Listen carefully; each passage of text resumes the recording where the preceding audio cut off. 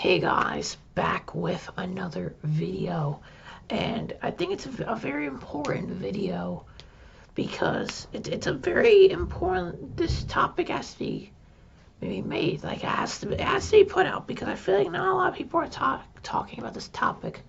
But Jurgen Klopp, because Jurgen Klopp, he's had an incredible time there. Started in 2015, from when he got signed from Liverpool as manager. That's an incredible bit. Signed Mo Salah, Sadio Mane, and Virgil van Dijk. I don't think he signed Roberto Firmino. I'm not sure, but I don't think so. But let's just say he's done an incredible job. He won them the Champions League. He won them the Premier League. Was an incredible manager. 2019-20, 2018-19. Also got them the three Champions League finals. 1-1. They won in 2018-19, but lost in 2017-18 and 2021-2022. Also missed out on the Premier League title by 1 point in 21-22, and 1 point in 2018-19. So yeah, it's Man City. But this season, they're not finishing there because this season they are all the way down in 10th and haven't won any of the last 4 games. So let's just say, things need to be said about his future at Anfield and Liverpool, because if he's doing these bad performances, then should he be staying at a top team like Liverpool that should be fighting for first and second and third on a regular basis in the league, and right now they're 10th. And let's just say the signings that they've signed haven't really worked out that well. I like the replacements and the players that were there that were doing really good haven't really been doing great this season. They just haven't. So let's talk about it. So for example, Mo Salah, been a shadow of his former self, definitely. I don't know what happened to him, but recently he's been on bad form. Van Dijk as well, bad form. Darwin Nunez, they signed him for 90 million or whatever. Not doing very good. I mean, it's just not been great by him. He hasn't really been that good, which Liverpool really need him to be. Luis Diaz, he's been a good one. But the thing is with Liverpool, why are they signing so many left wingers?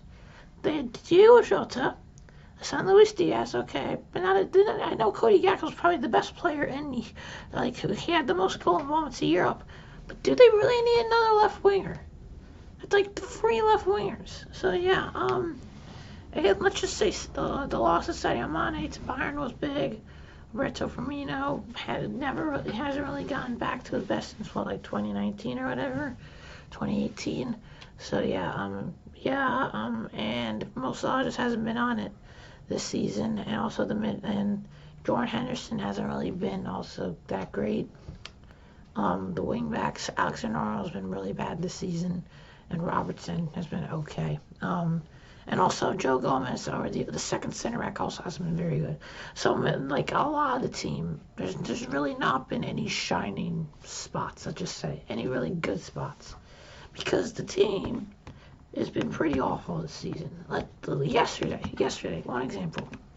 Yesterday, they lost 3-0 to Wolves. Yesterday. Then, last week, they lost 2-1 to Brighton in the FA Cup. The time, no, Chelsea, okay. Lost 3-0 to Brighton on January 14th. Lost 3-1 to Brentford on January 2nd. Let's go, Brentford. And, yeah, that's not great. All of those ones I just mentioned, the last 3 Premier League, other than the Liverpool versus Chelsea, they were all away from home. So, it's a really problem away from home. And I think, there's also been a few other, problems. I think, losing Mane was pretty big. I think a lot of people didn't really realize this, but I think the loss of Wijnaldum to PSG, now at Roma on loan, was pretty exponential. At least think now, because I think that midfield's pretty sloppy now. Maybe, I don't know. I don't really watch Liverpool a lot. So yeah. Yeah, and a lot of people forget the before back at earlier in the season, because that was before the World Cup. That was early November last time. But let's just say it didn't go. There was some bad results too. 2-1 loss to Leeds on October 29th. 1-0 loss to Nottingham Forest on October 22nd. They did beat Man City, to be fair. And they did beat Rangers 7-1 on October 12th. But they lost 3-2 to Arsenal, tied 3-3 with Brighton on October 1st. Lost 4-1 in their first Champions League game to Napoli. Napoli are probably like the best team in Europe right now. Still, losing 4-1 to Napoli is not great. Did beat Bournemouth 9-0 on August 27th. I think that's a result that a lot of people forget. Lost to Man United 2-1 in the third game of the season. Tied to Crystal Palace 1-1 in the second game, and tied 2-2 to Fulham on the first game. So yeah, I think it's safe to say it's been a pretty lackluster campaign. I mean, there's been a few, like mid-October was good, early November was good, but then we got split out and a lot of players went to the World Cup. So yeah, and now they're at the FA. I thought that the FA Cup was going to be their bright spot. They didn't get it to European competition. Focus on the FA Cup. If they knew they were not going to be in the European competition, focus on the FA Cup. And they lose 2-1 to Brighton. Even the game before Brighton, the third round, they had to do a replay round because they tied to Wolves and then 2-2, and they had to beat them 1-0. So yeah, the times are tough. It's tough to be a Liverpool fan right now, and they're also going to be playing Real Madrid in the Champions League round of 16. To be fair, Real Madrid lost 1-0 to Mallorca today, so it's not like they're going to be they are doing better, but they're also on a bit of bad form right now.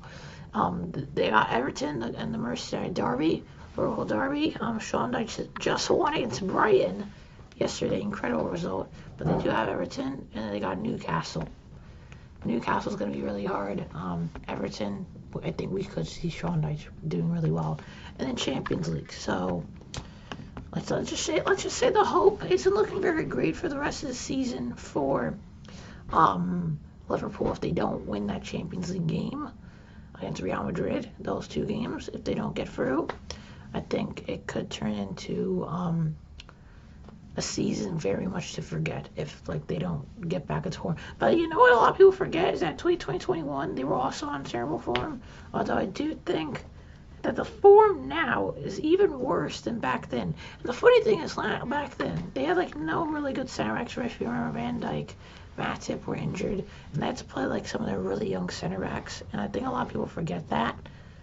Yet then they still did better back then, right now, than they're doing right now. The team's more valuable now. They have a lot more of their players, a lot more better players from 2 years ago at this moment where they're all starting a really bad season. But still, 2 years ago, they're doing better in the Premier League than right now, which is kind of insane because that team, it had a lot of injured players, but Mo Salah was still doing really good. Mane, though, and Firmino were struggling. So, it's kind of, I don't really get it. And it's one of the first times that I feel like Klopp doesn't really know what to do, because think about it. He's doing all he can, yet the team still seems awful right now, and I don't really know why. Because is it just because they've lost Mane and Firmino maybe has been doing it because they have shown that they can work together. Bournemouth, you don't just win 7-1 against Rangers and 9-0 on Bournemouth and not have a good team. Kremer's team have a good team. And then just lose 1-0 to Nottingham Forest, lose 2-1 to Leeds United. So I don't know, is there not good team chemistry like we're seeing with Chelsea right now? Is there the loss of these big players really affecting them? Is it just because something's gone wrong with Jurgen Klopp or whatever? I don't know. Should Klopp get sacked? What I'm going to say about this, if Klopp continues to if he falls even more down, if he goes to 12th or 13th, then yes, you need to perform. At the end of the day, you need to perform. And Klopp, I feel right now, although he's had incredible history with him, and I know he's doing great, but you can't just stay alone. You can't just stay with manager for forever. Even if they have a great history with the team, you gotta let them go if they're not getting good performances. It's straight up. If they're not getting good performances, you gotta get rid of them. gotta say, if Klopp just continues to underperform, he's gotta go. Gotta go if he continues to underperform. It's one of those guys. I do think the signing of Cody Gakpo was good. He's a fantastic player, but where are they going to play him? I don't know. So yeah, should Jurgen Klopp get sacked in the coming weeks or even now? I want your guys' opinions in the comments, and I'll see you guys next time. See ya.